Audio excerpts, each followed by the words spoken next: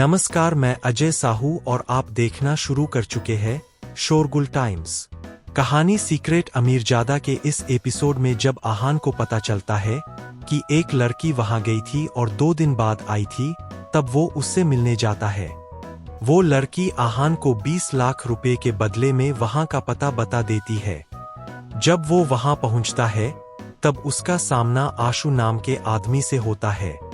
उन दोनों को लड़ता देख एक लड़की आकर उन्हें रोकती है, जो कहती है कि उन्हें बैठकर बात करनी चाहिए। उस लड़की की बातें सुनकर आहान को भरोसा हो गया था कि दीपाक्षी उनके पास ही है। आहान ने कहा, तुम कल रात को जिस लड़की को लाए थे मुझे वो वापस चाहिए। उस लड़की के चेहरे पर अभी भी स्माइल थी। उसने स्माइल करते हुए ही कहा, ओके, मैं देखकर आती हूँ। अगर वो लड़की आ गई है तो आप उसे ले जा सकते हो, पर अगर वो नहीं आई है तो फिर आपको शाम तक इंतजार करना पड़ेगा। आहान ने तुरंत हैरानी में पूछा, अगर वो यहाँ नहीं है तो फिर कहाँ है? उस लड़की ने जवाब दिया, मुझे भी नहीं पता। वो कहा है, यह उसके आने के बाद ही पता चल सकता है। पर आप चिंता मत कीजिए, वो हमारी चीजों को हाथ नहीं लगाएंगे। वो लोग दीपाक्षी को ऐसे ट्रीट कर रहे थे जैसे वो कोई इंसान नहीं बल्कि सामान है। यह सुनकर आहान को बहुत अजीब लगा, पर उसने यह बात जाहिर नहीं होने दी। उसने कहा, आई होप तुम मुझसे झूठ नहीं बोल रही हो। उस लड़की ने कोई जवाब नहीं दिया बल्कि बस स्माइल करके रूम से बाहर चली गई। अब रूम में बस आहान और आशु बचे थे। कुछ देर बाद एक मेड ने आहान को चाय सर्व की। आहान ने चाय के कप को ध्यान से देखा, पर उसने चाय नहीं पी। उसे नहीं पता था कि वो कैसे लोगों के बीच में है, इसलिए आहान ऐसा कुछ नहीं करना चाहता था जिसकी वजह से उसे कोई प्रॉब्लम हो। वो शुरू से ही सावधान रहना चाहता था। बहुत देर बैठने के बाद जब वो लड़की नहीं आई तब आहान जाकर देखना चाहता था कि वो लड़की कहाँ गई है, पर आशु ने उसे रोक लिया। उसने कहा, उसकी परमिशन के बिना तुम कहीं नहीं जा सकते हो। आहान को इन सब बातों से कोई फर्क नहीं पड़ने वाला था। उसने कहा, मैं जहां चाहूं वहां जा सकता हूं। जब आहान ने यह बात बोली तब आशु के चेहरे पर अलग सा एक्सप्रेशन आ गया था और ऐसा लग रहा था जैसे वो आहान से फाइट करने के लिए अब और इंतजार नहीं कर सकता है। आहान भी तैयार था, पर दोनों एक दूसरे पर अटैक कर पाते उससे पहले ही वो लड़की वापस आ गई थी। उसने जब देखा कि यह दोनों लड़ने वाले हैं, तब उसने कहा, तुम आदमी भी अजीब हो। बस जब देखो लड़ने मरने के लिए तैयार रहते हो। थोड़ी शांति नहीं रख सकते हो क्या? आओ मैं बताती हूँ कि क्या हुआ है। वो आगे चलने लगी और उसके पीछे आहान चल रहा था। दोनों अब आमने सामने बैठे थे। आहान ने उस लड़की से पूछा, जिसे मैं ढूंढ रहा हूँ, वो कहाँ है? आहान उसे घूर रहा था, पर उस लड़की के चेहरे पर कोई एक्सप्रेशन नहीं था। वो बहुत मिस्टीरियस फीलिंग दे रही थी और आहान जानता था कि वो यह सब जानबूझकर कर रही है। वो आहान को सेड्यूस करने की कोशिश कर रही थी, पर आहान ऐसा लड़का नहीं था। उस लड़की ने फाइनली स्माइल करते हुए कहा, वो अभी तक आई नहीं है, पर इसका मतलब यह नहीं है कि वो आएगी नहीं। हमारे पास लड़कियां वापस शाम तक ही आती है। आहान ने गुस्से में कहा, अभी वो कहाँ है? उस लड़की ने कहा, मैंने कहा ना हमें नहीं पता वो कहाँ है। वो जब आएगी तभी पता चलेगा। कुछ देर यहाँ रुको, वो आ जाएगी। इतने में आहान को बहुत गुस्सा आया और उसने उस लड़की के हाथ से चाकू लेकर उसके गले के पास ले आया। आहान कभी किसी औरत पर अटैक नहीं करता था, इसलिए उसे यह सब करते हुए बहुत अजीब लग रहा था, पर फिर उसने मन में सोचा, अगर मैंने ऐसा नहीं किया तो फिर मुझे दीपाक्षी के बारे में कभी पता नहीं चलेगा। मैं इसे हर्ट नहीं करूंगा, पर इसे डराकर दीपाक्षी की लोकेशन जानूंगा। इसके बाद उसने उस लड़की से कहा, बताओ वो लड़की कहाँ है जिसे तुम लोग कल लाए थे?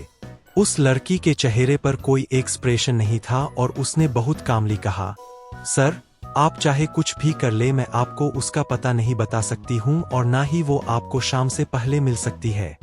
आहान एक ही बार में उसकी जान ले सकता था, पर फिर भी वो लड़की बहुत शांत थी। वो ना घबराई और ना ही उसने आहान के लिए कुछ कहा। आहान को समझ नहीं आ रहा था कि वो इतनी शांत कैसे हो सकती थी। उसने कहा, तुम्हें क्या लगता है मैं तुम्हें मार नहीं सकता? उस लड़की ने सैम टोन में जवाब दिया, मुझे पूरा भरोसा है कि आप एक ही बार में मेरी जान ले सकते हो, पर मुझे यह समझ नहीं आ रहा है कि आप मेरी जान लेना क्यों चाहते हैं। मैं जो कर सकती थी मैंने कर दिया। आहान इस वक्त बहुत हैरान था। वो लड़की तो बिल्कुल नहीं डर रही थी, पर आशु भी वहां पर चुपचाप खड़ा था और उस लड़की को बचाने की कोशिश नहीं कर रहा था। आहान ने कहा, तुम मुझे मजबूर कर रही हो। अगर तुमने मुझे उसका पता नहीं बताया तो मैं तुम्हें जान से मार दूंगा। उस लड़की ने कहा, मैं कुछ नहीं कर सकती। अगर आपको लगता है कि मुझे मारने से आपको वो मिल जाएगी तो आप मुझे मार सकते हैं। उसे देखकर ऐसा लग रहा था जैसे उसने मान लिया था कि उसका आखिरी वक्त आ गया है। आहान चाकू उसके गले के बहुत करीब ले आया था। चाकू अब उसके गले को टच कर रहा था, फिर भी वो लड़की ना चिल्ला रही थी और ना ही घबरा रही थी। उसके चेहरे पर स्माइल थी जिसकी वजह से ऐसा लग रहा था जैसे वो हंसते हंसते अपनी मौत एक्सेप्ट कर रही है। आहान समझ गया था कि उसे डराने धमकाने का कोई फायदा नहीं है, इसलिए उसने उसे छोड़ दिया। उस लड़की ने भी अब चैन की सांस ली और अपनी आंखें बंद कर ली। उसने बहुत मासूमियत से कहा, आप बहुत खतरनाक है। आप इतनी खूबसूरत और नाजुक लड़की को मारना चाहते थे। यह करते हुए आपके हाथ शिवर नहीं किए। आहान ने उसे गुस्से से देखा। उसकी मासूमियत पर आहान एक बार भी पिघला नहीं और उसने रूखी टोन में कहा, बकवास बंद करो और मेरी बात को ध्यान से सुनो। अगर शाम तक मुझे वो लड़की नहीं मिली तो फिर अच्छा नहीं होगा। उस लड़की ने बहुत सीरियस टोन में कहा, मैंने आपसे प्रॉमिस किया है कि वो आपको शाम को मिल जाएगी, मतलब मिल जाएगी। अगर ऐसा नहीं हुआ तो मैं भी यही हूं और चाकू भी आपके हाथ में ही है। आहान के पास उन लबों पर भरोसा करने के अलावा और कोई ऑप्शन नहीं था। आहान मेन हॉल में शाम होने का इंतजार कर रहा था। उस लड़की ने आहान से कहा, सर आप मेरे साथ वॉक पर चलेंगे? आहान ने कहा, नहीं। इसके बाद वो लड़की वहां से चली गई और कुछ देर बाद फिर से आहान के पास आई। आहान इस वक्त सोफे पर बैठा हुआ था और दीपाक्षी के बारे में सोच रहा था। वो लड़की आहान के पास आकर बैठ गई और उसने कहा, हम इतनी देर से साथ हैं पर फिर भी मुझे आपका नाम नहीं पता है। वैसे मेरा नाम जेनी है। आपका नाम क्या है? आहान ने उसकी बातों को इग्नोर कर दिया था। वो उससे बात करने में बिल्कुल इंटरेस्टेड नहीं था। जब आहान ने कोई जवाब नहीं दिया तब जेनी उसके और पास आ गई और उसके हाथों को अपने अराउंड लेकर उससे चिपक कर बैठ गई। आहान को बहुत अजीब लग रहा था पर उसने कुछ कहा नहीं। पर जेनी नहीं रुकी। उसने अपने हाथों को आहान की चेस्ट पर रख लिया था और उसके बहुत करीब आकर बैठ गई। तब आहान को कहा, get away, how dare you to touch me. Jenny ने स्माइल किया और कहा, मैंने तो सिर्फ आपका नाम पूछा है। आहान ने उसकी तरफ देखा और कहा, मैं कोई बहुत पॉपुलर इंसान नहीं हूँ। मेरा नाम विराट खुराना है। आहान ने उस लड़की को अपना असली नाम नहीं बताया था। जेनी ने आहान की तरफ देखा और कहा, विराट खुराना, यह नाम तो मैंने पहले कभी नहीं सुना है। आप मुझसे झूठ तो नहीं बोल रहे हैं ना, मिस्टर विराट खुराना? मैं झूठ क्यों बोलूंगा? अभी बहुत लोग मेरे बारे में जानते नहीं है, आहान ने कहा। जब जेनी ने देखा कि आहान को बात करने में कोई इंटरेस्ट नहीं है तब वो कुछ देर तो चुप रही, पर फिर उसने कहा, वैसे मैंने देखा कि आपके मार्शल आर्ट्स मूव्स तो बहुत अच्छे हैं। ऐसा लगता नहीं है कि लोग आपको जानते नहीं होंगे। आहान ने इसका जवाब सार्कास्टिकली दिया, वैसे मैंने देखा है कि आप लोगों के मार्शल आर्ट्स मूव्स भी कुछ कम नहीं है। मुझे नहीं लगता कि आप अच्छे लोग हैं। कुछ कम नहीं है। जेनी ने स्माइल किया और कहा, मैंने कभी नहीं कहा कि हम अच्छे लोग हैं। अगर आपको मेरी वजह से इस बारे में मिसअंडरस्टैंडिंग हुई है तो फिर सॉरी। आहान ने पूछा, तुम अच्छे लोग तो नहीं हो, फिर तुम कौन सा गलत काम कर रहे हो? जेनी धीरे से हंसी और उसने कहा, हा हा हा, ज्यादा कुछ बुरा नहीं कर रहे हैं, बस कुछ पैसे कमा रहे हैं। हमारी भी तो फैमिलीज है। आहान ने मन में सोचा। इन लोगों में इंसानियत तो जैसे खत्म हो गई है। इसके बाद उसने जेनी से कहा, तो क्या तुम लोग कुछ बहुत बड़ा प्लान कर रहे हो? जेनी ने जवाब दिया, प्लान तो है, पर हम वो पूरा कर पाएंगे या नहीं वो मुझे नहीं पता। अगर आपके जितने कोई पावरफुल मिले तब कोई बात हो सकती है। आहान ने कहा, तुम लोग खूबसूरत लड़कियों को किडनैप करते हो और किसी तरह उनका ब्रेन वॉश कर देते हो, पर तुम यह सब करते क्यों हो?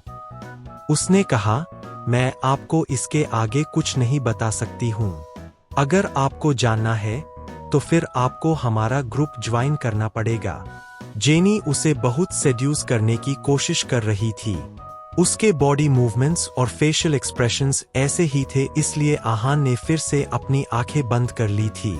जेनी ने भी अब कुछ नहीं कहा। वो जानती थी कि आहान को एक बार गुस्सा दिलाना काफी था, और अगर उसने फिर से उससे बात करने की कोशिश की तो फिर वो आहान से बच नहीं पाएगी। जेनी आहान के पास से उठकर दूसरे सोफे पर बैठ गई थी। दोनों काफी देर वहां आराम कर रहे थे, तभी रूम में आशु आया। वो बहुत हड़बड़ाया हुआ था। आते ही वो जेनी के पास गया और उसके कान में कुछ बोला। जैसे जैसे वो बोल रहा था, जेनी के चेहरे के में एक्सप्रेशन बदल रहे थे। उसके चेहरे का रंग सफेद हो गया था। उसने तुरंत आहान से कहा, सर, कोई आया है। आप ऊपर रूम में जाकर चुप क्यों नहीं जाते हैं? आहान ने उसकी तरफ देखा और कहा, ऐसा कौन आ गया है जिससे तुम इतना डर रही हो? अगर तुम उस लड़की को यहाँ ले आओ तो मैं तुम्हारी मदद कर सकता हूँ। जेनी ने कहा, सर, हमें इस मामले में आपकी मदद नहीं चाहिए। इसे हम खुद हैंडल कर लेंगे। और रही बात उस लकड़ी की, तो वो यहाँ अभी नहीं आ सकती है। आप प्लीज ऊपर जाइए। आहान को इनके मामलों में नहीं पड़ना था, इसलिए वो भी मान गया और ऊपर चला गया। क्या वहां ऐसा कुछ होगा जिसकी वजह से आहान को उनकी मदद करनी पड़ेगी? आगे जानने के लिए बने रहिए हमारे चैनल शोरगुल टाइम्स के साथ। बस इसी के साथ यह एपिसोड समाप्त होता है। इस एपिसोड को आगे बढ़ाते हुए कल फिर मुलाकात होगी। आज के लिए बस इतना ही। अब कल तक के लिए इजाजत। नमस्कार, धन्यवाद।